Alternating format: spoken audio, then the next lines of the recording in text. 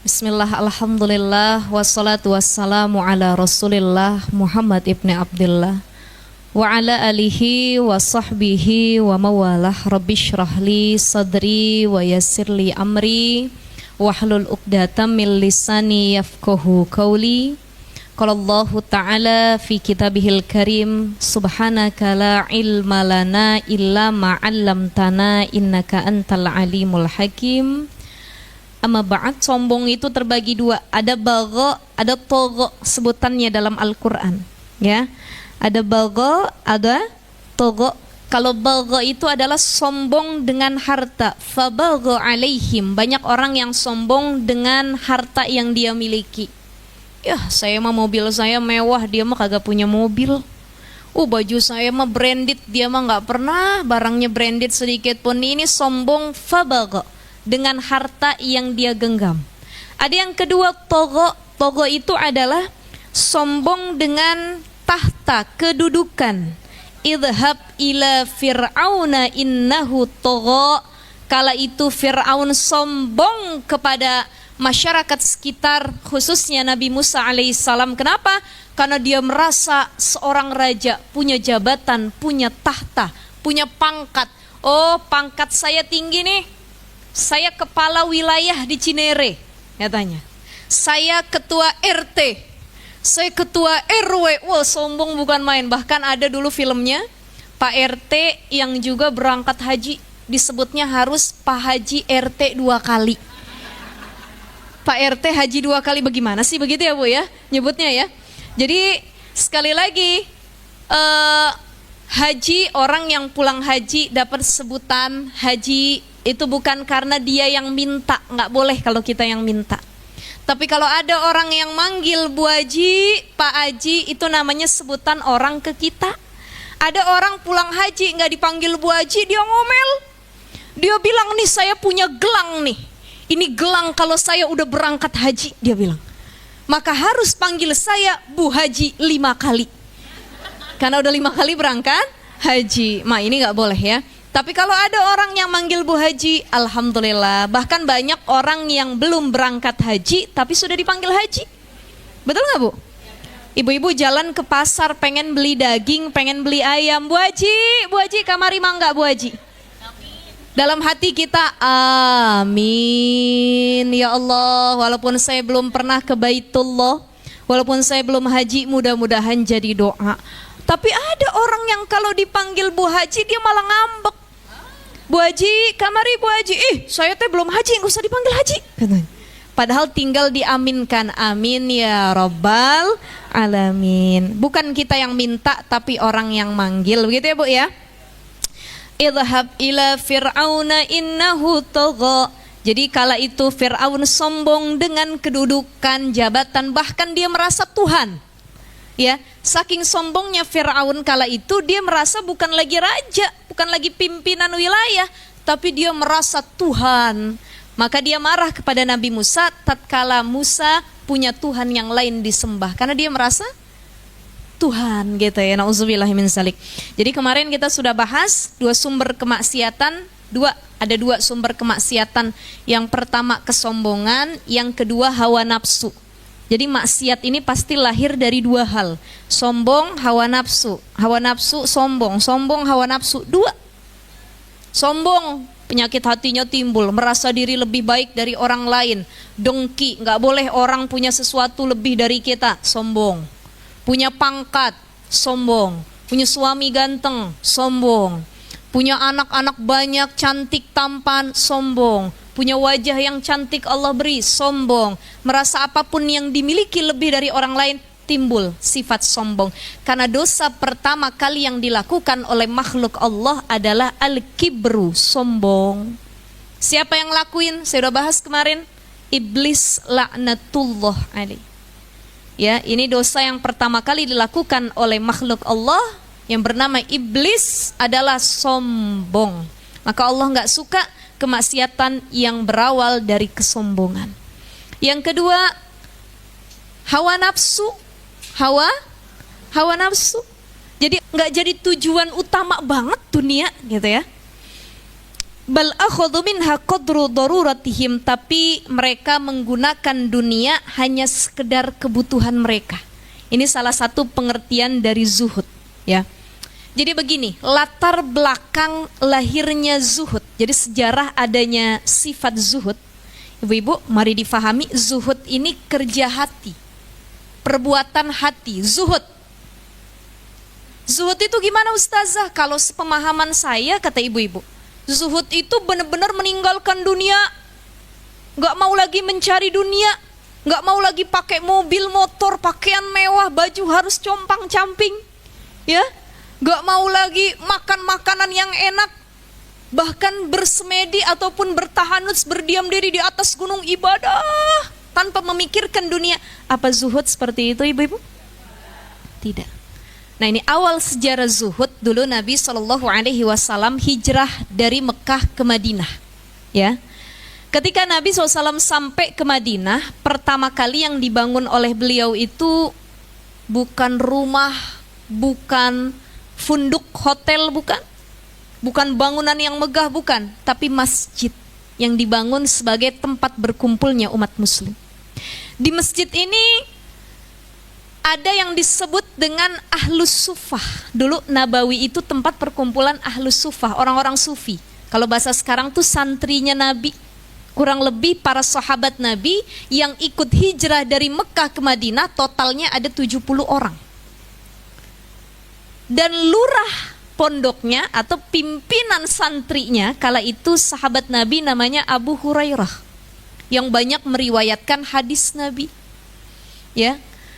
Nah, para ahlus sufah, orang-orang sufi yang nyantri sama Nabi tuh ini terkenal waktu itu zuhud.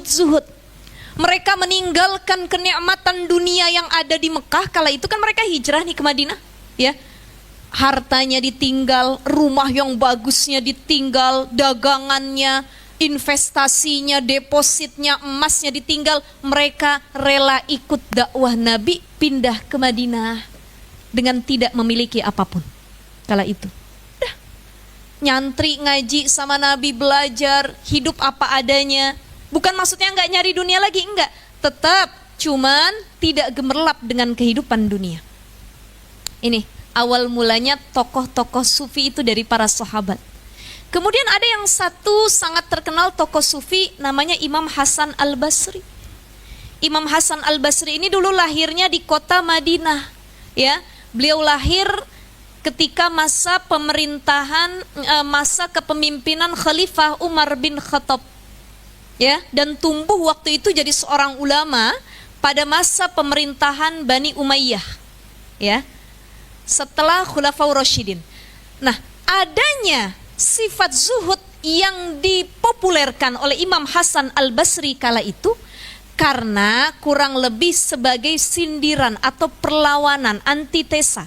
Sebab kekhalifahan setelah Khulafaur Rasyidin kala itu mereka sedang bermewah-mewahan, bermegah-megahan, al-hakumut takasur.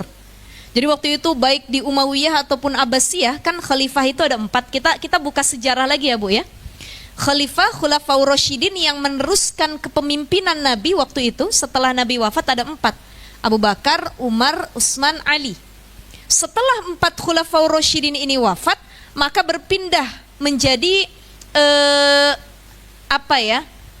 kepemimpinan dan lain sebagainya, sampai hafal kisahnya Joda Akbar. Nah, itu salah satu kekhalifahan Islam kala itu.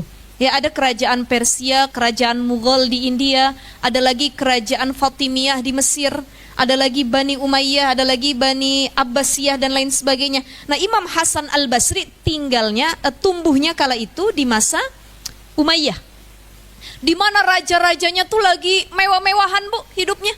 Dia pemimpin meneruskan kekhalifahan, cuman emasnya bertabur, pakaiannya emas, semuanya serba emas, makan selirnya banyak dan lain sebagainya, apapun yang diinginkan ada, lagi sedang bermewah-mewahan. Maka muncul kala itu seorang ulama, tokoh zuhud yang terkenal, Imam Hasan Al-Basri. Imam Hasan Al-Basri. Jadi kalau bicara tentang zuhud, kita harus nanya dulu sama diri kita sendiri, kita nih udah zuhud apa belum ya? Jadi zuhud itu bukan berarti meninggalkan dunia keseluruhannya, bukan. Zuhud itu bukan milik orang miskin.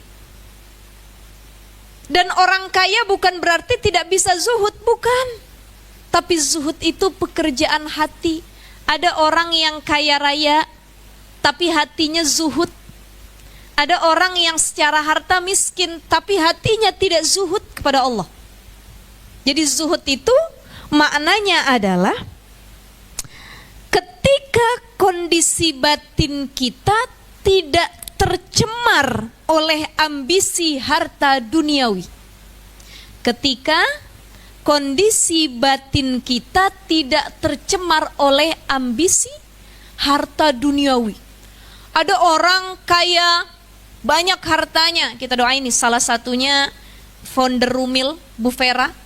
Beliau alhamdulillah Allah kasih kecukupan harta. Ini tempat, ya, maskan ini tempat yang kita ngaji sekarang jadi ladang kebaikan, ilmu. Punya harta, tapi hartanya menjadi wasilah untuk lebih taat kepada Allah. Ada orang yang Allah kasih harta banyak, tapi yang difikirkan duniawi. Hari ini saya harus beli baju model apa? Bulan ini saya minimal harus nambah 10 baju, jilbab model terbaru.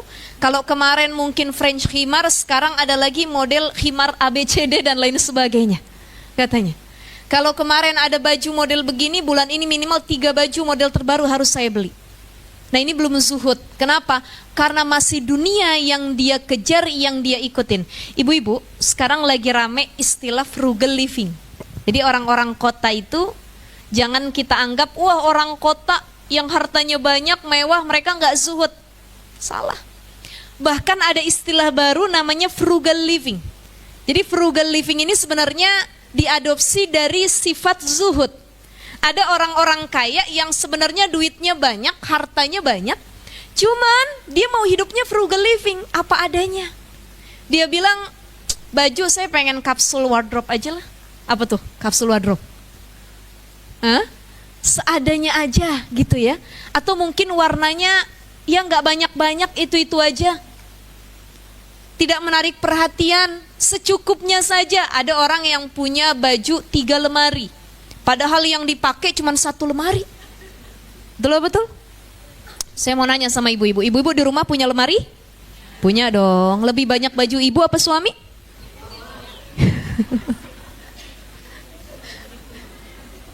Banyakan baju istri atau suami? Istri. Itu baru baju ya Bu ya? Belum jilbab ya? Ada model segi 4, pasmina, ada bergo masukan, ada lagi French khimar, ada lagi banyak model, itu jilbab. Baju, jilbab, belum tas, sepatu, kaos kaki, ciput daleman jilbab. Sepatu beda, sendal beda, baju juga harus dengan sesuai tema keadaan dia mau datang kemana. Kalau dia ngaji, ini lemari yang di sini model dia ngaji semua. Ya, dia jemput anak sekolah, outfitnya beda. Ngelayat orang mati, beda. Jenguk orang sakit, ngelayanin suami, gibah depan rumah, wah macem-macem tuh. Harus sesuai dengan tema. Itu baru baju, belum perintilan yang lainnya. Ya Masya Allah, makanya ya susah untuk menimbulkan atau menghadirkan sifat zuhud dalam hati kita. Karena kita nih hamba dunia. Betul gak Bu? Kita nih masih cinta sama dunia, cinta banget. Ibu-ibu saya mau tanya, cinta gak sama emas berlian? Cinta. Kalau sewaktu-waktu emas ibu ada yang minta, dikasih apa enggak?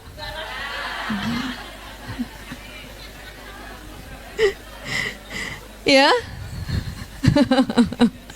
Ya kalau masih emas graman mah nggak apa-apa Ustazah, jangan asal emas suami yang dipinta gitu ya Bu ya. Nah, ini sulitnya berlaku zuhud, karena orang yang zuhud tadi dia punya harta tapi dia tidak ambisi dengan harta dunia yang dia miliki. Dikasih sama Allah, alhamdulillah dia jaga. Tapi diambil sama Allah, dia merasa itu cuma titipan. Nah, itu yang disebut dengan zuhud. Maka ada yang bertanya begini, Ustazah, emang semua nabi itu zuhud? Iya, semua nabi itu zuhud. Tapi ada loh nabi yang kaya raya, Nabi Sulaiman, Nabi Daud alaihissalam. Berarti mereka nggak zuhud dong. Siapa yang berani mengatakan Nabi Sulaiman dan Nabi Daud tidak zuhud? Bukan berarti orang yang banyak hartanya dia tidak zuhud, bukan? Satu ketika Imam Abu Hanifah, ya salah seorang imam fiqih yang terkenal, itu jalan ketemu sama sahabatnya, kawannya. Kucruk. Mau kemana? Mau ke sini. Loh, kok kamu tumben pakaiannya kayak gini? Kata Imam Abu Hanifah. Iya, saya pengen bersifat zuhud. Padahal kawannya Imam Abu Hanifah ini orang yang sangat kaya raya. Banyak sekali hartanya. Kata Imam Abu Hanifah, kenapa engkau melakukan begini? Zuhud itu bukan seperti itu. Bukan memakai pakaian compang-camping, padahal di lemari kamu banyak pakaian yang bagus dan mampu untuk kamu pakai. Bukan. Jadi zuhud itu bukan berpakaian compang-camping, memakai sesuatu yang paling buruk. Bukan seperti itu. Tapi zuhud ketika engkau mampu memaknai dan berlaku zuhud dengan firman Allah, fa'amma bini'mati rabbika fahaddis. Ingat, orang yang Allah kasih nikmat kepada diri dan keluarganya, fahaddis, ungkapin kenikmatan tersebut. Kita dikasih uang banyak sama Allah, dikasih harta, rizki, bisa beli pakaian yang layak, pakai baju yang bagus. Kita dikasih harta yang banyak, makan makanan yang enak. Jadi bukan berarti harus meninggalkan dunia keseluruhan. Kalau ada orang dia kaya raya, tiba-tiba gak mau dia pakai semua yang bagus, dia bilang saya lagi zuhud. Nah itu bukan zuhud namanya. Pelit. Ya, maka Nabi Sulaiman dan Nabi Daud mereka juga zuhud kepada Allah Subhanahu Wa Taala. Ya, apa kata Nabi Sulaiman? Allah mengujiku dengan harta yang aku miliki. Jadi orang kaya yang punya harta banyak itu bukan nikmat dari Allah. Ibu-ibu, difahami sekali lagi. Orang yang kaya yang dapat harta atau rizki banyak dari Allah bukan berarti itu nikmat, tapi itu ujian dalam bentuk kesenangan. Ujian dalam bentuk kesenangan. Hati-hati yang kaya raya, yang banyak duit, yang emasnya di mana-mana, jangan nganggep itu nikmat Allah. Tapi Allah lagi nguji, imma syakiron au imma kafuron. Kamu yang punya harta pandai bersyukur atau jangan-jangan malah kufur. Karena banyak orang kalau udah kaya raya timbul tadi bakhil, medit, meregehese. Ibu ya, nggak mau berbagi sama orang lain. Nah ini sulitnya berlaku demikian. Nabi Sulaiman biarpun beliau kaya raya, tapi kekayaannya dipakai untuk menjadi wasilah lebih mendekatkan diri kepada Allah Subhanahu wa Ta'ala. Ya, maka fa'amma bini'mati rabbika fahadis. Kalau punya nikmat ungkapin, kasih tahu orang, bukan berarti pamer. Nah ada yang nanya, Ustazah, kalau saya lagi punya nikmat, saya pakai pakaian bagus, saya jalan-jalan sama keluarga ke luar negeri, saya posting, tapi kata orang dibilangnya saya sombong, saya pamer. Sekali lagi niat postingnya, niat memakainya, yang tahu niatnya kita, bukan orang lain. Kita bisa memanage dan mengontrol hati dan pikiran kita, tapi kita nggak bisa mengontrol setiap pikiran dan hati orang lain. Niat ibu posting untuk apa? Oh, tahadus bini'mah. Ibu-ibu umroh, ibu-ibu foto depan Ka'bah, ibu-ibu foto ketika ke Raudhah makam Nabi, tahadus bini'mah, ya Allah, alhamdulillah sampai ke Raudhah, sampai ke depan Ka'bah, mudah-mudahan yang lihat sampai juga ke sana. Niatnya mengungkapkan nikmat yang Allah berikan. Tergantung orang yang posting dan pakai nikmat tersebut untuk apa. Ibu-ibu datang ke pengajian pakai tas branded terbaru yang harganya 20 juta. Niatnya apa? Oh, niatnya untuk tahadus bini'mah. Kalau saya punya rizki, tas saya bagus, tas saya buat bawa kitab, saya pakai tas yang paling bagus yang Allah hadiahkan. Oh beda, bukan buat bawa kitab, Tapi tasnya buat pamer sama kawannya, begitu kawannya datang tasnya dinaikin ke atas,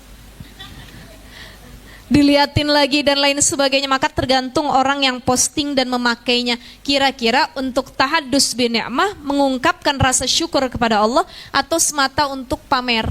Maka sekarang ibu-ibu, istilah yang tadi saya bilang frugal living, orang yang pengen hidup apa adanya walaupun hartanya banyak.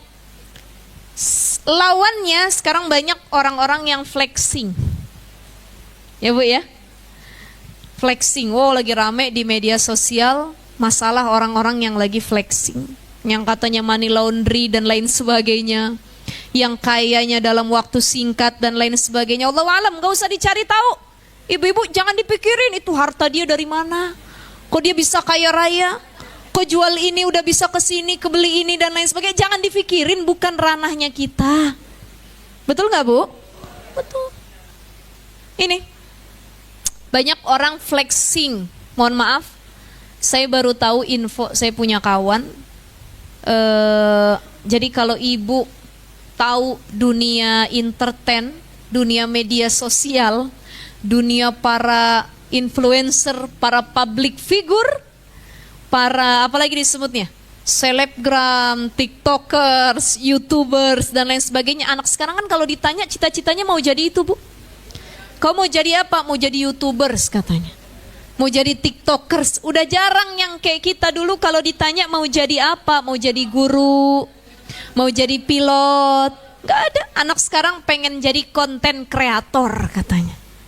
Ini mohon maaf, baik dunia entertain ataupun dunia media sosial itu ngeri. Banyak orang yang cuman pengen validasi dari manusia lainnya, pengen diakuin, pengen masuk dalam satu circle, satu pergaulan, tapi dia menghalalkan segala cara. Ada yang pengen kelihatan flexing, jadi kalau dia post foto, dia bikin video, dia bawa tas branded seolah-olah memang dia beli tas itu. Wah, saya beli tas ini loh, 10 orang di dunia yang pakai tas ini, salah satunya saya. Dan lain sebagainya, flexing. Jalan ke sini, pakai mobil ini, pakai pakaian branded, barang ini dan lain sebagainya. Ternyata Bu, saya baru tahu barang-barang branded itu ada tempat penyewaannya. Ada. Jadi kalau ibu-ibu mau sewa juga bisa buat kondangan misalnya gitu ya Bu ya. Ya kalau bisa jangan, hidup apa adanya sesuai dengan kemampuan kita ya Bu ya. Bukan hanya tas yang bisa disewain, tapi zaman sekarang iPhone juga ada tempat penyewaannya.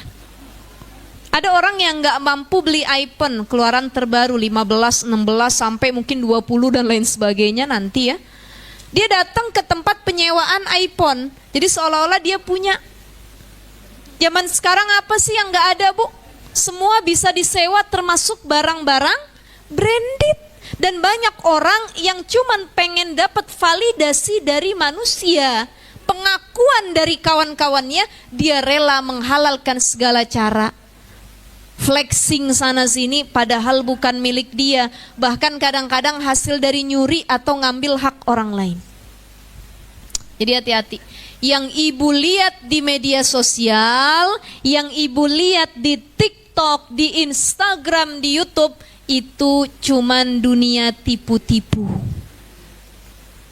Yang ibu lihat mesra di media sosial, bisa jadi abis bikin video laki bini bertengkar. Nggak usah laki bini ustazah, saya sama suami aja kalau minta dipotoin abis itu berantem kata ibu-ibu. Betul ya?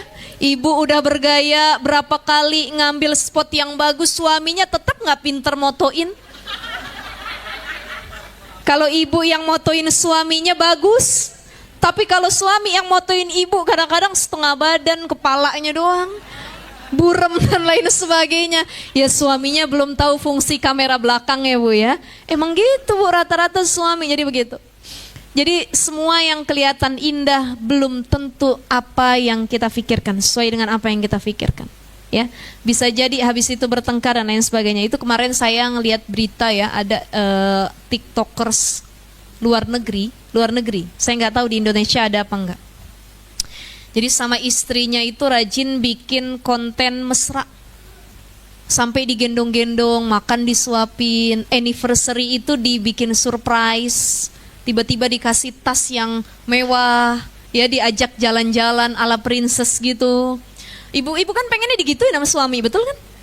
Kalau ngelihat postingan orang, ya Allah enak benar kalau ulang tahun dikadoin emas sama suami.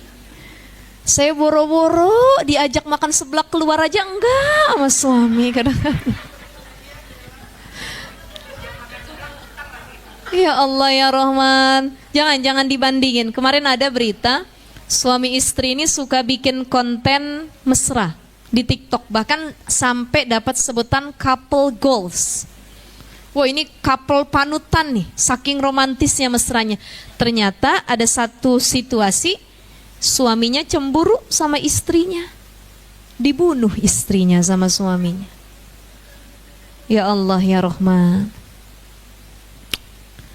Ngeri ya Bu ya, ngeri.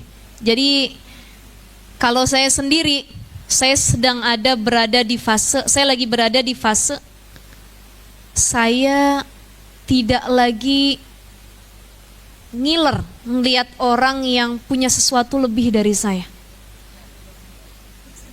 Enggak ya, kalau tidur miring baru ya Bu ya. Enggak, ini saya sungguh-sungguh nih. Pernah, saya yakin bukan cuma saya, ibu-ibu semua ini kita ngomong dari hati ke hati, sharing ya Bu. Pernah kita mungkin berada di satu momen atau fase yang hati kita sakit kalau ngelihat kawan kita punya sesuatu yang lebih dari kita. Kita ngelihat orang yang punya duniawinya lebih banyak, sakit nih hati kita gini, ya Allah, enak bener ya dia ya. Enak bener duitnya banyak, enak bener ABCD dan lain sebagainya. Pernah mungkin kita ada di fase seperti itu. Tapi bersyukurlah ketika kita mulai masuk di fase di mana kita tidak begitu iri melihat orang lain punya kenikmatan dunia. Iya, harus datang dulu makanya ya Bu ya. Ini promosinya bisa aja nih. Gitu ya. Masya Allah. Nah ini penting banget menghadirkan sifat zuhud kalau kita udah lebih mengenal Allah. Itu Imam Hasan Al-Basri, Rabi'atul Adawiyah. Ibu sering dengar namanya? Rabi'atul Adawiyah, Imam Hasan Al-Basri, para ulama-ulama yang lainnya. Kenapa mereka sudah di tingkatan zuhud? Kenapa mereka tidak lagi berambisi untuk mengejar dunia? Artinya dunia itu mereka pakai cuman sebutuhnya aja, sekedarnya aja. Yang penting saya bisa makan, anak-anak bisa sekolah, ya, bisa ibadah, keluarga sakinah mawaddah warahmah, udah. Selebihnya nggak terlalu ambisi, pengen ABCD dan lain sebagainya. Nah itu pun salah kalau ada orang yang terlalu bilang dirinya zuhud, padahal bukan zuhud, pelit. Kamu udah berapa hari nggak makan? Seminggu saya nggak makan. Kenapa? Saya pengen zuhud, kata. Sampai anaknya nggak dikasih makan. Anaknya nggak ada yang sekolah, ibadah di rumah. Kenapa anaknya nggak disekolahin? Kita pengen zuhud satu keluarga. Yang ada pembodohan satu keluarga. Maka zuhud itu jangan dipandang sebelah mata. Jangan cuman kita meninggalkan dunia keseluruhan. Bukan. Zuhud itu tidak ambisi dengan harta dunia, menggunakan dunia sekedarnya saja. Gitu ya Bu ya.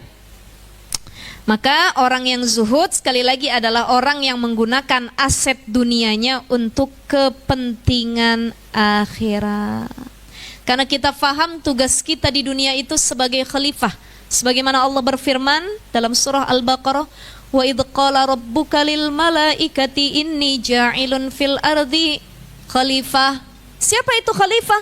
Khalifah itu adalah orang yang menjadikan aset dunianya untuk kepentingan akhirat. Sekali lagi apa Bu? Khalifah itu orang yang menjadikan aset dunianya untuk kepentingan akhirat. Ibu punya anak, aset dunia bukan? Tapi untuk kepentingan akhirat. Awaladin solihin yad'ula, saya punya anak ya Allah bukan sebagai investasi dunia. Saya punya anak bukan berarti kalau hari tua mereka harus balas jasa saya ya Allah. Saya kuliahin, sekolahin anak setinggi-tingginya. Nanti kalau dia punya gaji yang besar, ibu bapaknya yang harus dapat pertama kali. Nanti kalau dia kaya raya, ibu bapaknya minta apapun gak boleh bilang tidak. Bukan, anak bukan aset dunia. Maka kalau kita berpikir anak sebagai aset dunia, hati kita sakit, Bu. Ada ibu yang kalau ditengok sama anaknya gak bawa duit, emaknya marah-marah. Kamu ya udah tinggal di Jakarta, tapi ngasih duit sama orang tua segini aja. Kenapa? Karena dia masih menganggap anak investasi dunia yang harus balas jasa sama orang tua. Sekali lagi, siapkan hari tua kita, karena anak tuh investasi akhirat, aset dunia yang dijadikan untuk kemaslahatan akhirat. Saya punya anak biar saya dapat doa nanti dari anak saya, biar ada sedekah jariah saya yang terus berlanjut sampai akhirat, bisabab anak yang soleh dan soleha. Betul gak, Bu? Betul, karena banyak orang tua yang ngungkit anaknya dari orok sampai gede. Ada? Bu, mohon maaf, saya punya cerita. Saya punya kawan, dia bilang dia gak mau pulang ke kampung. Saya tanya kenapa? Dia bilang ada inner child, luka masa lalu. Dia gak senang kalau ketemu sama orang tuanya, sebab orang tuanya tuh gak jadi rumah buat dia. Loh, kenapa begitu? Ya, saya lebih baik sama keluarga di sini aja deh, pulangnya nanti aja lah berapa tahun sekali, gak mesti tiap lebaran. Karena kalau kami pulang ke rumah, saya gak pernah dapat kebahagiaan dari orang tua saya. Yang selalu ditanya sama orang tua bukan kabar, bukan bagaimana nak perjuangan kamu selama merantau, bukan. Tapi yang ditanya, berapa duit yang kamu bawa? Oleh-olehnya apa? Kebagian dong semuanya duit, jangan pelit banget jadi orang, dan lain sebagainya. Selalu uang-uang yang ditanya oleh orang tua. Makanya mohon maaf ibu-ibu, ada orang tua yang gak bisa jadi rumah buat anak-anaknya. Banyak. Makanya ini, anak males datang nengok orang tua, bisa jadi kita muhasabah, mungkin kita bukan jadi tempat kembali yang nyaman buat orang tua.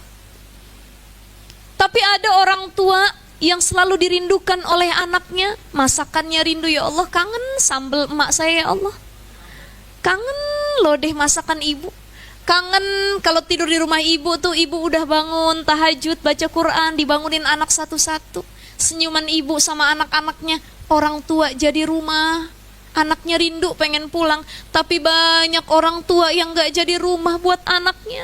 Anaknya takut kalau pulang ada luka masa lalu. Bahkan saya punya kawan dulu, ya Allah ya Robbi, Allah yarham ya, beliau sudah wafat waktu itu lagi hamil 5 bulan, Bu.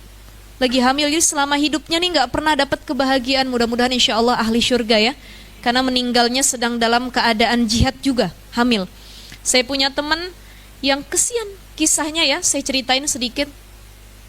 Ini yatim, bapaknya udah meninggal, gak pernah dapat kasih sayang dari seorang ayah, hidupnya sama ibunya dan 3 orang kakaknya laki-laki. Dia anak keempat. Qadarullah ya Rob, kakaknya yang 3 ini 3-3-nya semua melecehkan dia, Bu.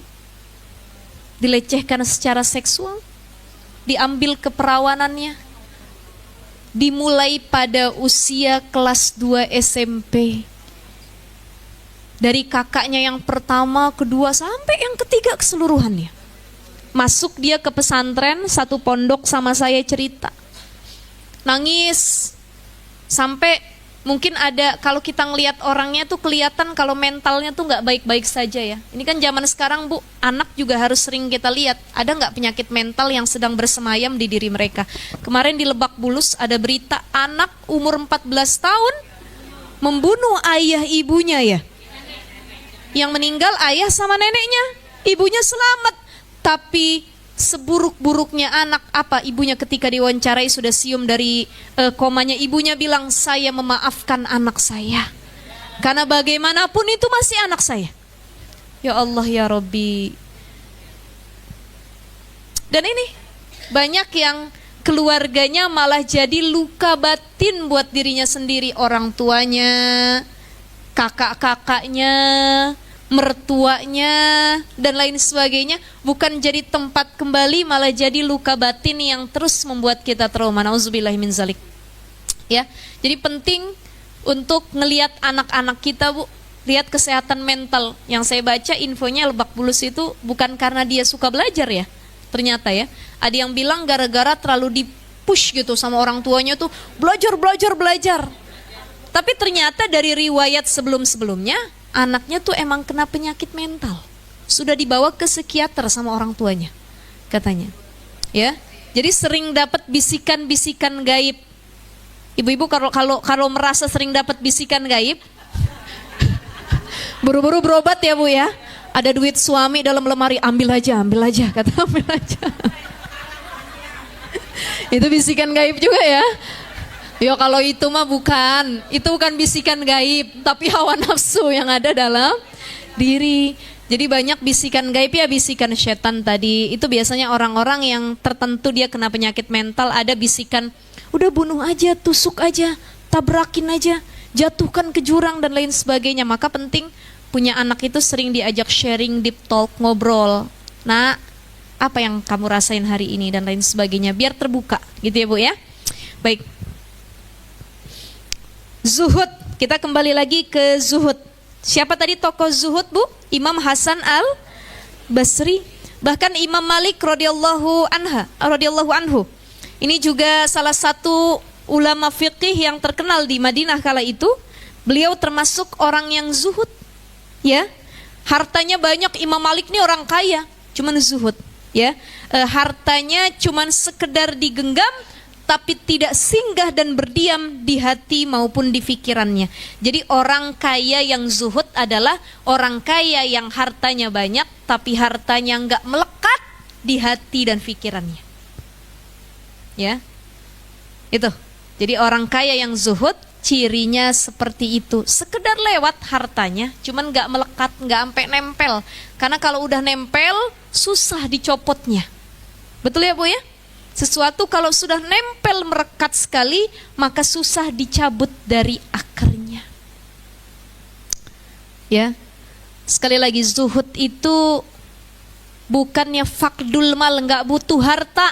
Saya nggak butuh harta, saya nggak butuh duit, nggak butuh. Ada nggak orang yang begitu? Saya nggak butuh duit, saya nggak butuh harta, saya nggak butuh apapun dunia ini. Bukan fakdul mal, bukan. Tapi faraghul qalbi anhu.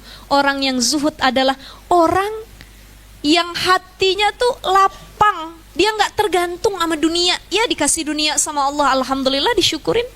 Ketika kaya dia bersyukur, ketika miskin pun dia bersyukur. Ini yang disebut orang yang zuhud. Ya, maka ada 3 tanda zuhud menurut Imam Al-Ghazali. Kata Imam Al-Ghazali ada 3 tanda zuhud.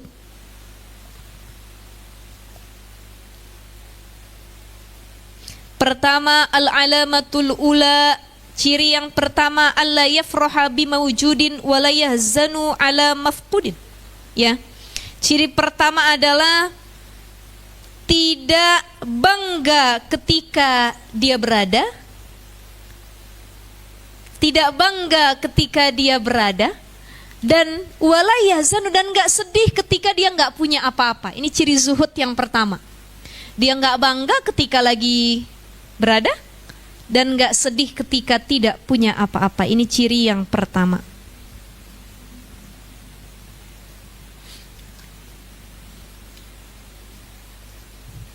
Ciri yang kedua, bagaimana ciri zuhud itu menurut Imam Al-Ghazali?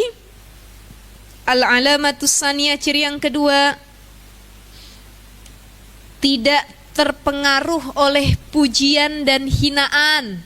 Ya, nggak ngaruh buat saya dipuji apa dihina, sama aja. Penting saya mah hidup ibadah udah. Dia muji saya alhamdulillah, dia hina saya biarin aja.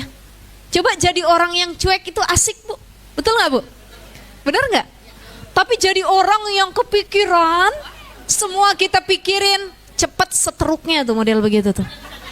Benar, saya benar ya. Ada orang yang dia tuh suuzonnya tinggi, dipikirin semuanya. Dari mulai hal kecil sampai yang besar dia pikirin. Tapi ada orang yang cuek, alah udah biarin aja dah. Betul ya Bu ya? Ada orang gibahin kita, fitnah, adu domba, biarin aja, angin berlalu dia mah. Udah saya maafin, udah biarin. Dia mah begitu, biarin. Kan enak tuh kalau kita begitu ya Bu ya? Tapi ada orang yang terlalu suuzon. Dia ketemu kawannya hari itu kebetulan lagi nggak senyum sama dia. Mukanya gitu amat tuh. Kayaknya dia lagi dengki sama kita deh kayaknya. Roman-romannya banyak masalah. Emang saya salah apa sih sama dia? Wah, banyak pikiran kita, suuzonnya timbul. Saya salah apa sih sama dia? Kok dia nggak ada senyumnya sama sekali? Biasanya negor kok minim banget negornya. Ini salah satu ciri orang yang tidak zuhud. Ya, karena dia butuh pujian. Dia butuh pujian. Dia terpengaruh oleh hinaan dan lain sebagainya. Nih orang yang zuhud itu dipuji, alhamdulillah. Dihina, tidak berkecil hati. Ada yang bilang kita hina, kita bilang alhamdulillah.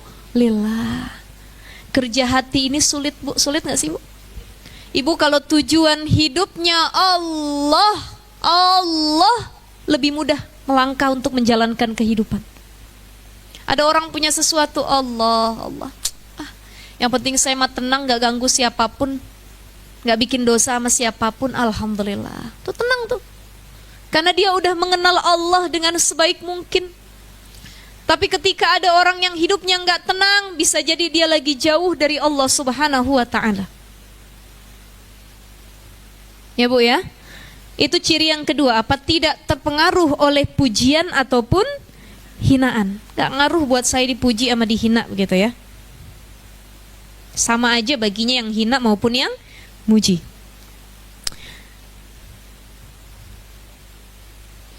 Kalau tanda pertama tadi, tanda pertama apa, Bu? Tidak berbangga ketika kita berada dan tidak sedih ketika kita tidak punya apa-apa. Saya belum terangin yang pertama tadi ya. Jadi gak bangga ketika kita sedang berada. Ini biasanya berkaitan dengan harta. Oh, lagi banyak uang. Hati-hati. Jangan sampai kita nyari kawan atau memperluas pertemanan dengan harta. Mohon maaf. Banyak kawan yang ngedeket sama kita gara-gara kita lagi kaya raya. Semua nganggep teman, bahkan bilangnya saudara deket. Dia ngaku-ngaku tuh kalau kita lagi kaya raya, saya saudara tuh misanan sama dia. Kecilnya saya pernah ketemu, padahal nggak tahu ketemunya di mana ya, Bu ya. Ngaku-ngaku. Masya Allah. Hati-hati, jangan pernah menganggap bahwa harta bisa membeli segalanya, termasuk pertemanan. Ada orang yang banyak duitnya, gara-gara dia pengen punya banyak teman. Sini saya yang traktir semua. Kamu mau apa? Mau apa saya yang beliin? Dan lain sebagainya. Ketika kita tidak punya apa-apa, mereka nggak hadir sebagai penolong kita. Karena cuman harta yang jadi tujuan untuk mencapai pertemanan. Maka agar kita punya teman yang soleh dan solihah, tujuannya Allah. Saya mah nggak punya harta, saya nggak punya apa-apa, cuman saya punya ketulusan untuk sama-sama kita taat kepada Allah Subhanahu wa ta'ala. Itu pertemanan yang adem ayem tuh begitu ya, Bu ya. Jadi nggak bangga kalau lagi banyak duit, dan kita nggak sedih kalau lagi tiada. Ibu sedih nggak kalau lagi nggak punya, Bu? Berarti kita belum zuhud ya, Bu ya. Betul ya. Ya, emang kita masih sulit dan masih jauh dari kata zuhud. Kadang-kadang timbul rasa bangga, ustazah lagi banyak duit, saya mau kaya raya nih, banyak duit saya, bangga. Tapi lagi gak punya, sedih, ya Allah, kok susah bener makan ya Allah. Wayahna tempe lagi, teri lagi ya Allah, dan lain sebagainya. Nah ini kita masih sedih dengan keadaan ketidakberadaan. Ya, ridho itu sulit. Ibu, halo. Masih hidup? Masih. Saya lanjut ya. Ciri orang bahagia kata para ulama, salah satunya adalah ciri orang yang bahagia. Di antaranya wal qanaa'atu bil qalil. Dia merasa cukup, terima apa adanya walaupun sedikit yang dia pegang. Wal qanaa'atu bil qalil. Qanaa'ah. Tapi nyatanya kita nih sulit bersyukur kalau lagi sedikit. Suami ngasih uang belanja, kan sehari biasanya tuh 10 juta ya, Bu ya, dikasih gitu. Kalau lihat wajah-wajah ibu-ibu nih besar-besar uang belanjanya gitu ya. Amin apa Bu? Masya Allah. Ada yang malah dia nggak pernah katanya. Jadi kalau yang baik-baik itu amin ya robbal alamin. Suami biasanya ngasih uang banyak. Kadang-kadang bukan cuman buat belanja, masak, jajan anak-anak, tapi kita bisa self care, merawat diri. Ibu yang mungkin ke salon 2 hari sekali, treatment wajah seminggu sekali. Kan lagi berada tuh ya. Bilang apa Bu? Alhamdulillah. Ternyata kita menemukan satu situasi atau kondisi di mana nggak seperti biasanya. Yang tadinya suami ngasih 10 juta cuman ngasih 15.000. Nih mah ya cukup-cukupin. Ke salonnya di skip dulu. Nanti aja jauh amat ya. Loh hidup kan nggak ada yang tahu, betul nggak Bu?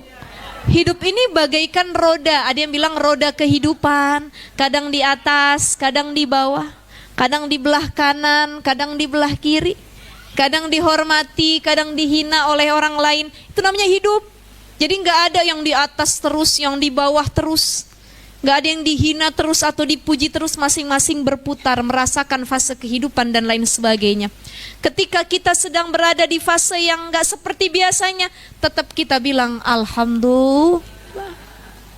Alhamdulillah ayah, biarpun 15.000, yang penting hasil dari hal yang halal tuh. Tapi kan sulit ngomong begitu Bu. Betul. Ada abang, ada uang, abang disayang. Gak ada uang, ya Allah, tetap disayang juga gitu ya Bu ya. Maka yuk kita hadirkan sifat zuhud dalam hati kita.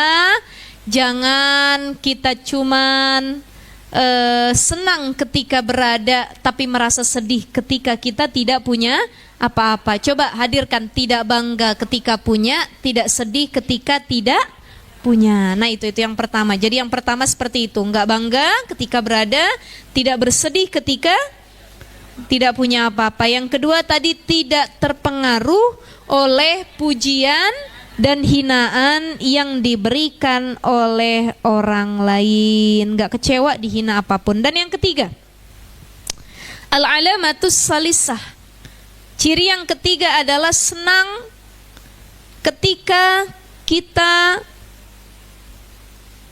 dekat dengan Allah Subhanahu wa ta'ala. Timbul kenikmatan ibadah dalam hatinya. Ini yang sulit, menghadirkan kenikmatan iman, lazzatul iman, kenikmatan ibadah dalam diri kita, hati kita sulit. Saya mau tanya sama ibu-ibu pernah nggak lagi sholat nangis? Pernah? Sering? Karena apa biasanya? Allah. Mestinya kita sholat tuh nangis karena apa? Ingat dosa. Yang kedua, rindu sama Allah. Makanya ada doa nih yang gak boleh dilepas kalau kita habis sholat. Allahumma inni as'aluka ridhaka wal jannah wa a'udzubika min sakhatika. Ibu, ibadah, kita semua ibadah tujuannya tuh apa? Karena pengen dapat pahala apa dapat ridho Allah? Saya pernah sampaikan di pembahasan dulu udah lama. Tingkatan orang ibadah tuh beda-beda.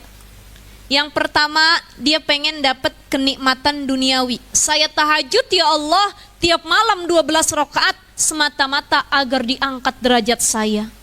Suami saya mau daftar PNS biar lulus PNS-nya.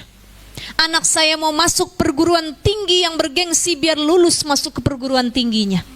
Suami saya biar naik jabatannya. Saya biar ya macam-macam. Itu namanya ibadah karena mengharap balasan duniawi. Jadi tingkatan paling rendah. Ibadah karena, mohon maaf, ada yang paling rendah lagi di bawahnya. Ibadah karena mengharap pujian dari manusia. Dia ibadah karena pengen dipuji. Ih rajin bener tuh ngajinya. Ih rajin banget tuh sholatnya. Oh Masya Allah sholatnya khusyuk. Kalau lagi depan orang rame, jamaah yang lain takbirnya kenceng. Allahu Akbar. Pengen dipuji oleh manusia. Gak ada yang muji, takbirnya mulai redup. Allahu Akbar. Allahu Akbar. Hati-hati. Ibadah karena mengharap pujian dari manusia. Ini tingkatan yang paling rendah, Bu. Tapi masih dapat pahala gara-gara dia masih mau ibadah. Cuma niatnya bukan lagi karena Allah, tapi goyatun nas, niatnya pengen dipuji sama manusia. Satu, paling rendah. Yang kedua, naik dikit, beribadah atau beramal solih karena berharap balasan duniawi. Tadi, ibu tahajud biar makin banyak rizkinya. Ibu sholat duha biar makin turun rizkinya deras. Allahumma in kana rizki fis sama'i fa'anzilhu wa in kana fil ardi fa'akhrijhu wa in kana ba'idan faqarribhu wa in kana mu'assiran fayassir. Ya Allah, yang jauh deketin, yang di atas turunin, yang di bawah keluarin, yang sulit mudahin. Kan begitu? Niatnya pengen duniawi. Ini tingkatan yang kedua. Ibu sedekah. Saya sedekah ustazah berapa? 100.000. Saya berharap Allah kasih balasan 100 juta nantinya. Ada orang yang sedekah balasannya duniawi. Nah ini masih di tingkatan yang rendah. Balasannya duniawi. Saya nolong orang biar dia nanti nolong balik saya. Tapi ketika orang itu nggak nolong balik kita, wah, dengki, dendam, kejelekannya kita ungkap, aibnya disebarkan dan lain sebagainya. Maka ibadahnya masih karena pengen balasan duniawi. Naik dikit. Yang pertama pujian manusia. Yang kedua balasan duniawi. Yang ketiga dia beribadah karena pengen balasan ukhrawi. Jannatu adni yadkhulunaha wa man salaha min abaihim wa azwajihim wa zurriyatihim wal malaikatu yadkhuluna alaihim min kulli bab. Salamun alaikum bima sabartum fa ni'ma uqbaddar. Jannatun tajri jannatu adnin tajri fiha anhar khalidina fiha abada dan lain sebagainya. Orang yang ibadah selama di dunia dia mengharap balasan di akhirat, dapat pahala dari Allah. Walahum ajrun azim, dapat pahala yang besar. Satu, pahala. Yang kedua, ngarepin syurga. Kita tadaburi ayat tentang bagaimana indahnya syurga. Hurum maksuratun fil khiyam. Ya Allah, dalam syurga nanti ada bidadari yang saking mulusnya pahanya, betisnya sampai kayak kaca kelihatan dalamnya, Bu. Saking beningnya tuh. Tulang-tulangnya kelihatan. Tapi itu cantik, Bu, jangan kita bayangin ya. Kalau sekarang kita bayangin serem juga gitu ya. Wah, sampai kelihatan isi-isinya dan lain sebagainya. Itu hurum maksuratun fil khiyam, para bidadari yang udah nyambut di dalam syurga. Ibu-ibu tenang, ada bidadara juga. Jadi jangan cemburu sama bapak-bapak. Enak banget bapak-bapak dapat bidadari, kita juga dapat nanti. Ya, cuman yang paling tampan dibanding bidadari lainnya adalah pasangan kita sendiri. Ibu-ibu pengen gak di surga ketemu lagi sama suami? Sedikit yang jawab pengen nih.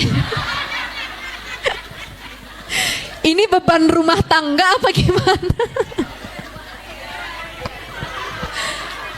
Lisannya menjawab pengen, hatinya bilang gak ada ganti apa? Di dunia itu, surga itu lagi ketemunya. Masya Allah, Bu. Ibu, biar kata suami kita ngeselin selama di dunia, tapi di surga gak bakal ngeselin sama sekali.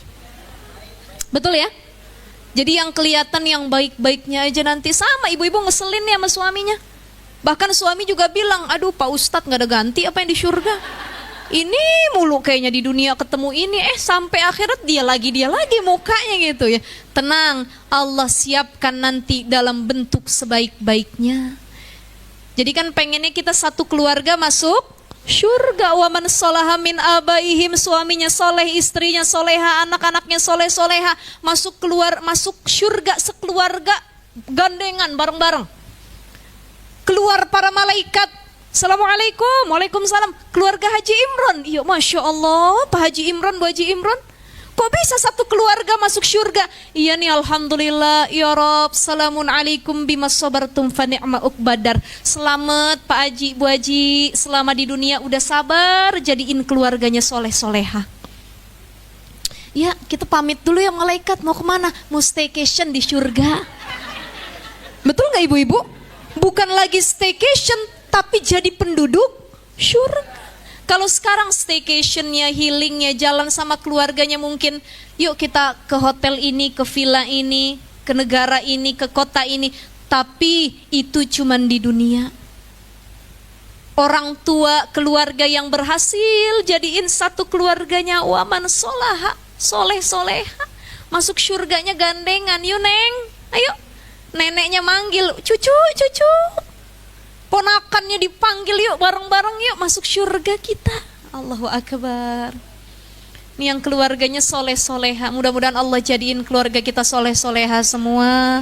Rabbana hablana min azwajina wa zurriyatina qurrata waj'alna lil muttaqina imama. Amin ya rabbal alamin. Tuh soleh-soleha masuk keluarganya ya ke dalam surga. Jadi tingkatan ketiga, orang yang ibadah berharap pahala dan surga dari Allah. Kalau saya sholat, saya dapat surga. Kalau saya sedekah, saya dapat pahala. Saya dapat A, B, C, D balasan dari Allah. Itu masih di tingkatan yang ketiga. Tapi ada tingkatan yang paling utama, yang keempat. Dan ini masih sedikit orang yang nyampe ke makom ini, ke tingkatan ini. Siapa mereka? Disebutkan dalam Al-Quran, mukhlisina lahuddin. Orang yang ibadahnya tuh mukhlis, ikhlas karena Allah. Ya Allah, saya ibadah bukan dipuji manusia. Saya ibadah bukan karena pengen dapat balasan dunia. Saya ibadah bukan pengen surga. Ngapain saya masuk surga tapi saya nggak diakuin sebagai hamba Allah? Karena nanti banyak orang, para umat Nabi yang masuk surga tapi nggak bisa bertemu sama Robnya. Saya kasih contoh ibu-ibu. Ibu-ibu bertamu, contoh ibu-ibu main ke rumah saya nih, jauh-jauh nih, rumahnya jauh, pengen mampir ke rumah saya. Contoh ya Bu ya. Udah jauh-jauh pengen mampir ke rumah saya, pengen tahu rumah Ustazah Syifa yang mana sih? Nyampe ke rumah saya, bisa masuk ngeteh di dalamnya, tapi sayanya nggak ada. Bisa jadi sayanya nggak ada, yang kedua sayanya ada tapi nggak mau ketemu. Udah biarin aja dah sampai pulang. Nggak mau saya nemuin, kira-kira enak nggak hati kita? Enggak. Sama kayak orang masuk surga, dia udah merasakan kenikmatan surga. Semua Allah kasih tadi, air yang mengalir sungai, di bawahnya ada air susu, ya, ada madu, sirup dan lain sebagainya. Semua yang dia pengen baru terbetik di hati, Allah datangkan tuh kenikmatan surga. Mala ainun ra'at wala udhunun sami'at wala khatrun fi qalbin bashar. Enggak pernah kita pandang sebelumnya, enggak pernah kita pikirin sebelumnya, enggak terbetik di hati kita gimana indahnya surga. Kalau ada sekarang orang jalan-jalan pengen ke New Zealand, pengen ke Sydney, pengen ke New York, pengen ke Swiss yang lagi viral, atau ke Kapadokia, it's my dream, yang kata ibu-ibu, betul ya Bu ya? Semua kalah indahnya sama surga. Udah masuk ke surga, menikmati isinya surga, masih nangis penduduk surga. Ditanya sama Robnya, sama Allah, madza turidun? Kalian yang di dalam surga pengen apa lagi? Udah dikasih semuanya. Madza turidun, kata Allah. Maka penduduk surga mengatakan, liqa'uka ya Rabb. Kami pengen ketemu sama Engkau ya Allah. Selama di dunia kami nggak tahu Engkau seperti apa ya Allah. Maksudnya kita belum bertemu langsung sama Allah. Saya menikmati surga pun saya nggak tahu pemilik surganya nih siapa, belum pernah ketemu. Maka di sini permintaan luar biasa para penghuni surga. Karena ada orang yang ibadah tapi cuma ngarep surga. Tingkatan paling akhir dia ibadah karena pengen ketemu Allah. Allahumma inni as'aluka ridhaka wal jannah. Ya Allah, saya sedekah, saya sholat, saya bakti sama suami, saya didik anak-anak saya ya Allah. Saya nggak balas keburukan orang lain ya Allah. Niat saya ridhaka ya Rabb, saya pengen dapat ridhomu ya Allah. Saya pengen ketemu sama Engkau ya Rabb. Ini orang kalau udah di tingkatan dia tuh rindu, cinta sama Allah ibu. Robi'atul Adawiyah, ini pernah dilamar sama Imam Hasan Al-Basri. Rabi'atul Adawiyah ini tokoh sufi. Suaminya meninggal. Imam Hasan Al-Basri ini tokoh zuhud, ulama zuhud. Datang lamar Rabi'ah Adawiyah. Ditolak. Bingung Imam Hasan Al-Basri, semua juga bingung. Sekali berulama yang soleh seperti Imam Hasan Al-Basri, kok bisa ditolak sama Rabi'atul Adawiyah? Apa alasannya? Kata Rabi'atul Adawiyah, bukannya aku gak suka dengan engkau wahai Imam Hasan Al-Basri, bukannya engkau tidak sebaik suamiku yang dulu, bukan. Tapi aku tidak mau menerima lamaranmu karena aku tidak ingin menikah lagi.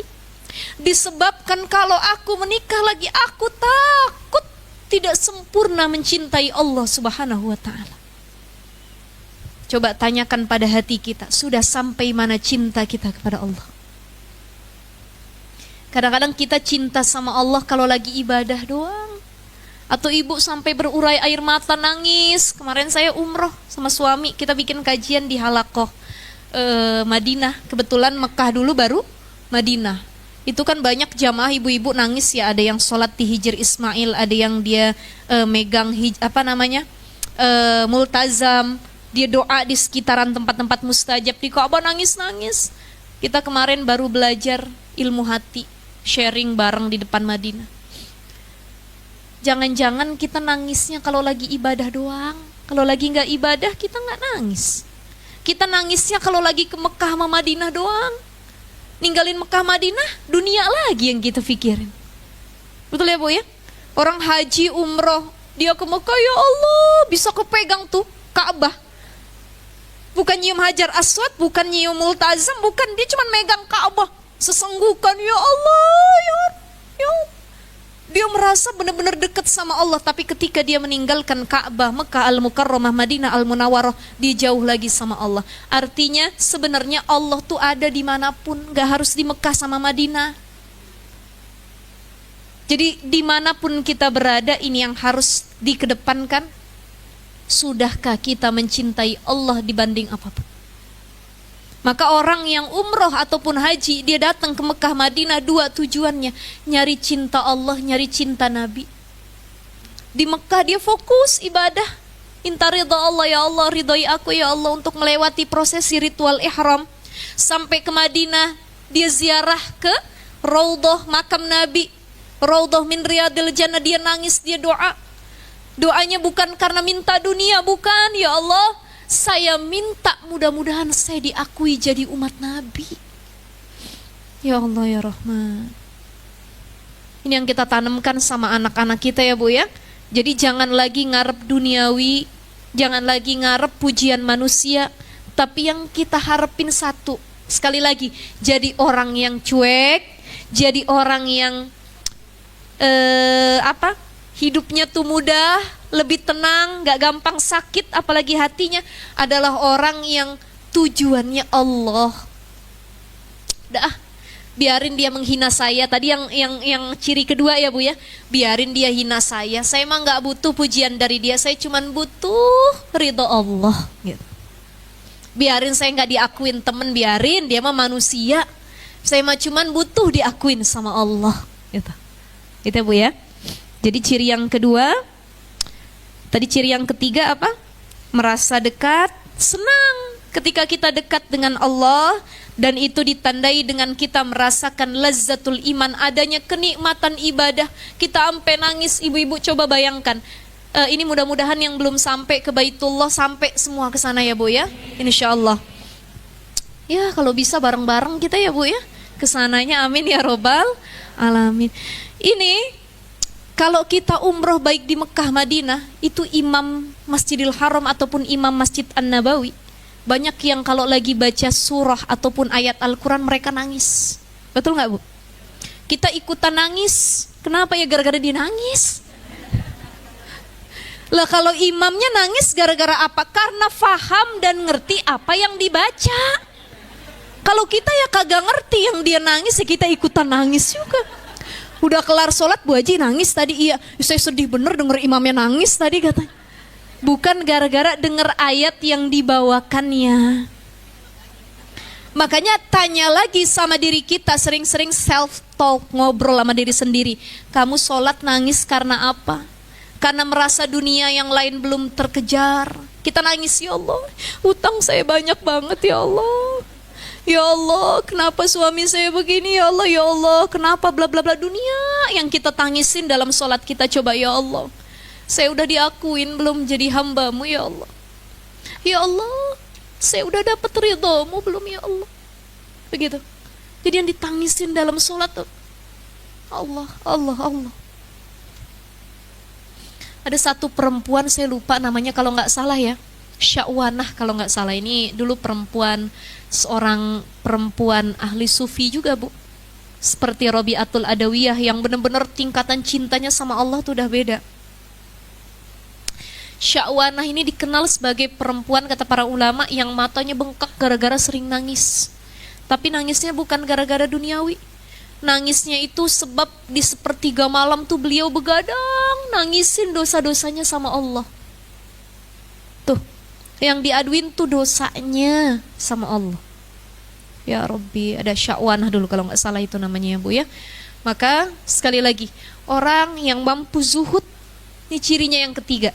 Ketika dia merasa ibadahnya nikmat, dia udah mukhlis. Ya Allah, Allah yang mandang ibadah saya, Allah yang lihat sholat saya, Allah yang ngakuin sedekah saya, Allah yang tahu hati saya ibadah kayak gimana. Allah, Allah, Allah, Allah, Allah. Tuh, itu ciri orang yang zuhud, kata Imam Al-Ghazali. Ya. Maka kalau tadi kata Imam Al-Ghazali cirinya ada 3, kata Imam Ahmad, zuhud juga ada 3 tingkatan. Jam berapa sekarang, Bu? 11:30 ya, maafin dikit lagi ya Bu ya. Pertama, tingkatan zuhud orang awam. Tingkatan zuhud orang awam. Bagaimana cirinya tingkatan zuhud orang awam? Seseorang dianggap zuhud ya di kalangan awam tatkala dia mampu meninggalkan hal-hal yang haram. Tuh zuhud di kalangan orang-orang awam. Ya, kita awam, ilmu kita dikit, pemahaman agama kita dikit, kita punya harta banyak, tapi harta kita nggak dipakai buat hal yang haram, nggak dipakai buat zina, maksiat, melihat yang tidak baik, maka dia sudah disebut dengan zuhud. Ini tingkatan yang pertama. Ketika mampu meninggalkan perkara yang haram, maka dia zuhud. Pada tingkatan orang-orang yang awam. Yang kedua, tingkatan zuhud khawas, orang-orang yang istimewa. Adalah orang yang bukan hanya meninggalkan hal yang haram, tapi juga dia meninggalkan hal yang halal yang menurut dia itu bukan kebutuhan dia. Paham gak ibu-ibu? Paham gak? Maksudnya begini, beli baju halal gak? Halal, apalagi duit sendiri ya. Tapi dia tahu walaupun beli baju halal, dan dia merasa saya gak butuh-butuh amat beli baju itu, udah segini aja dah. Ya, saya nggak butuh, walaupun halal saya beli itu halal, duit saya sendiri, berkah nih duitnya. Cuman itu nggak fungsional, nggak butuh. Maka hidup ini harus ngelihat mana yang kebutuhan, mana yang keinginan. Ibu-ibu check out di Shopee, kebanyakan kebutuhan apa keinginan? Sering saya bilang kalau ibu-ibu punya sesuatu yang di check out ke marketplace-nya, ibu coba pikirkan matang-matang sebanyak 3 kali. Ini kebutuhan atau keinginan, masukin dulu ke keranjang. Makanya saya yakin ibu-ibu keranjangnya penuh terus. Di-delete lagi, udah penuh delete lagi. Kenapa? Ya tadi banyak pertimbangannya. Ini kebutuhan atau keinginan. Ibu-ibu pengen beli, contoh ya. Ini lagi zamannya FOMO, betul nggak Bu? Fear of missing out, ikut-ikutan. Wah lagi rame sekarang, orang pengen beli kamera yang katanya ada, apa disebutnya? Apa namanya? Bukan filter tuh.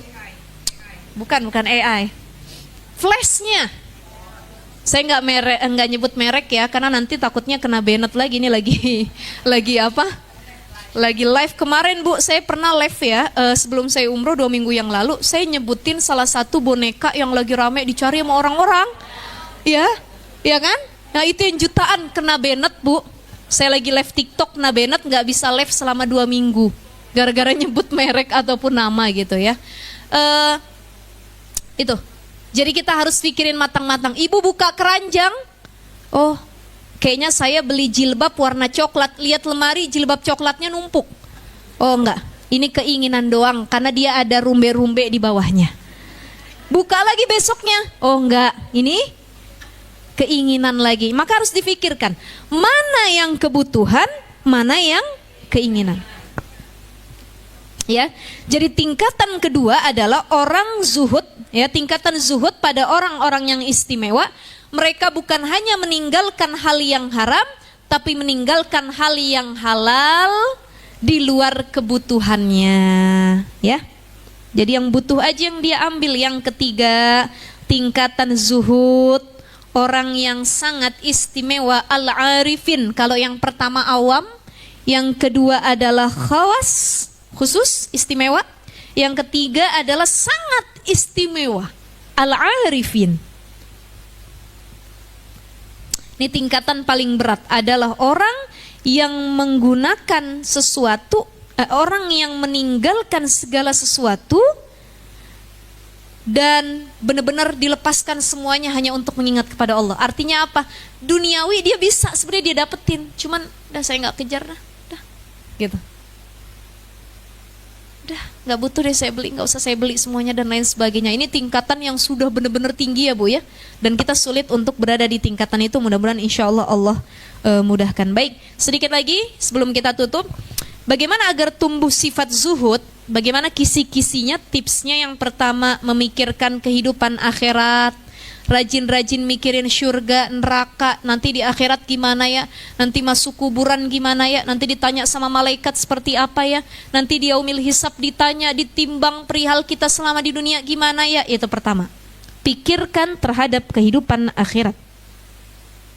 Yang kedua, punya kesadaran bahwa kenikmatan dunia mampu memalingkan hati kita kepada Allah. Jadi kalau pengen berlaku zuhud dalam hati kita, bayangin kalau dunia itu cuman kecil di sisi Allah.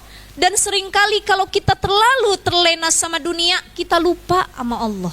Tuh, ya. Bayangkan bahwa dunia mampu memalingkan kita dari Allah Subhanahu wa taala. Dan yang ketiga, adanya kesadaran bahwa mengejar dunia itu melelahkan. Lelah Bu, lelah gak sih Bu? Lelah ya Bu ya?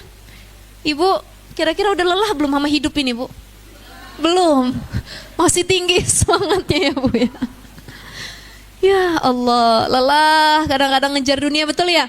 Aduh, gak ada habisnya ngikutin tren, ngikutin A, B, C, D, ngikutin ini, ngikutin FOMO, gak ada habisnya, lelah. Kalau dunia mah dikejar sampai kapanpun gak ada ujungnya begitu. Lelah gitu ya. Maka yang ketiga tadi, adanya kesadaran bahwa lelah banget ngejar dunia gitu. Dan yang keempat, sadar bahwa dunia itu terlaknat. Dunia itu hina di sisi Allah. Dilaknat segala isinya yang ada dalam dunia.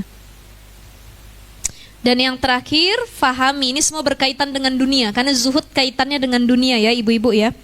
Fahami bahwa dunia itu mampu memberikan banyak bahaya kalau kita terlalu mencintainya. Gara-gara dunia kita lupa sama Allah. Gara-gara dunia kita nggak dapat surga. Gara-gara dunia Allah nggak redho. Gara-gara dunia A, B, C, D dan lain sebagainya ya. Baik ibu-ibu sekalian yang dimuliakan Allah Subhanahu wa taala. Itu makalah yang ke-10 ya, yakni tentang zuhud, orang yang tidak begitu memperdulikan dunia atau orang yang menggunakan dunia sewajarnya sesuai dengan kebutuhannya dan tidak berambisi dalam mengejar dunia, karena ambisi utamanya adalah mencari ridha Allah Subhanahu wa taala. Baik ibu-ibu sekalian, karena sudah 11:30 lewat, ada pertanyaan? Masih ada Atau waktu? mungkin Apa satu cukup? saja ya ibu-ibu ya. Boleh satu? Boleh satu? Ada pertanyaan Bunda?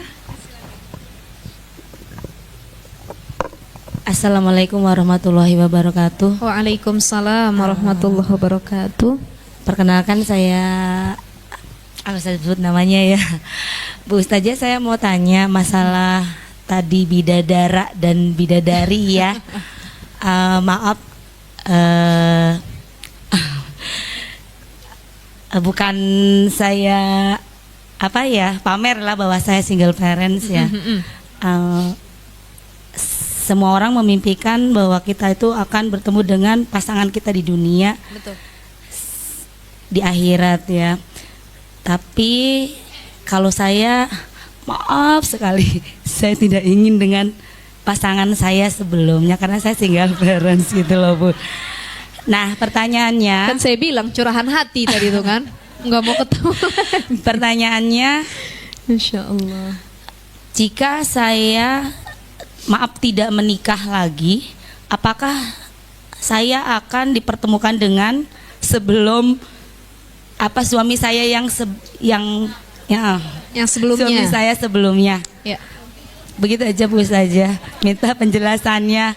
Saya takut sekali Iya betul. soalnya. Saya tahu ketakutan ibu. Wassalamualaikum warahmatullahi wabarakatuh. Waalaikumsalam warahmatullahi. Makanya saya bilang Bu, di mana-mana ini pada takut kalau ketemu lagi sama suaminya di surga. Pun kalaupun ketemu lagi, bisa jadi suami kita itu dalam wujud yang terbaik. Baik itu akhlaknya ya, ketampanannya dan lain sebagainya. Jadi dari sekarang itu timbulkan rasa husnuzon kepada Allah. Baik begini, kalau ada perempuan dia di dunia ini pisah sama suaminya, berarti kan jodohnya sampai situ aja kan. Kemudian ternyata dia nikah lagi, misalkan ada jodohnya lagi, nikah lagi, berarti di dunia dia sudah menikah sebanyak 2 kali. Contoh, kepada suami siapakah dia dipertemukan, yang pertama atau yang kedua? Atau kalau dia nggak nikah lagi, kan dia cuma nikah sekali nih, apakah tetap itu yang bakal diketemuin juga nanti? Nggak ada gantinya kah Ustazah? Opsi lain gitu minimal gitu ya. Itu kan pertanyaannya begitu ya. Ini para ulama, ikhtilaful ulama, berbeda pendapat. Kata para ulama, kalau ada perempuan nikah lebih dari 1 kali ya, itu sama, baik perempuan atau laki-laki, kalau ada dia nikah lebih dari 1 kali, kemudian dia bertanya, sama siapa nanti saya dikumpulkan di surga? 2 pendapat. Pendapat pertama mengatakan dia akan dikumpulkan dengan suaminya yang pertama. Itu ya. Pendapat yang kedua, dan ini jumhur, pendapat mayoritas ulama mengatakan bahwa dia akan dipertemukan dengan suami yang paling solih dan paling baik akhlaknya. Artinya kalau suami pertama kita nggak baik akhlaknya, yakinin aja ya kita digantiin sama yang lebih baik sama Allah nanti, gitu. Ya kalaupun ketemu lagi jangan takut. Masa iya akhirnya, ya Allah saya pindah aja deh ya Allah, jangan di sini. Padahal udah dikasih surga gitu ya. Husnuzon. Walaupun dipertemukan lagi dengan yang sebelumnya, bisa jadi Allah akan pertemukan dengan keadaan sebaik-baiknya. Kita dengan keadaan terbaik kita, suami kita dengan keadaan terbaiknya. Misal pisah nih, udah pisah ya, sama-sama single parent, sama-sama single fight. Suaminya sendiri nggak nikah lagi selama hidupnya, istrinya juga begitu. Di surga ketemu lagi, kenapa? Oh ternyata setelah perpisahan itu keduanya sama-sama memperbaiki diri untuk lebih dekat kepada Allah. Ketemu lagi di surga, Masya Allah. Assalamualaikum bima sobartum. Makasih selama di dunia udah sabar ngadepin saya, katanya. Iya kamu juga, Masya Allah. Artinya Allah hadirkan dengan sosok yang lebih baik lagi, gitu ya. Pun kalau nanti di surga pilihannya banyak, bukan cuma pasangan kita. Artinya apapun yang kita minta Allah kasih nanti, gitu ya. Jadi nggak usah ada ketakutan, ya Allah saya takut banget ketemu di surga lagi sama dia. Nggak usah dipikirin. Jangan ke bawah mimpi gitu ya. Jangan ke bawah mimpi ketakutan difikirin. Lah saya ketemu lagi berarti udah itu nggak masuk ke ranah kita untuk memikirkannya, Bu ya. Betul ya, Bu? Bukan. Gitu ya. Husnuzon aja, Allah persiapkan yang terbaik. Malah yang kita pikirin, Ibu, Bu, yang kita pikirin bukan ketemu lagi apa enggak, bukan, tapi kitanya masuk apa enggak ke surga. Begitu, ya. Lah kalau sama-sama ketemu di surga, alhamdulillah. Betul, Bu? Betul ya, sama-sama. Tapi ya kalau ternyata nggak masuk kita ke surga, malah ketemunya di neraka bareng-bareng, kan ngeri begini ya, Bu ya. Maka itu yang difikirkan. Nggak usah difikirkan bakal ketemu siapa di surga, yang jelas mintanya dipertemukan dengan yang baik-baik. Dan doanya sekarang tadi, Allahumma inni as'aluka ridhaka wal jannah wa a'udzubika min sakhatika wan nar.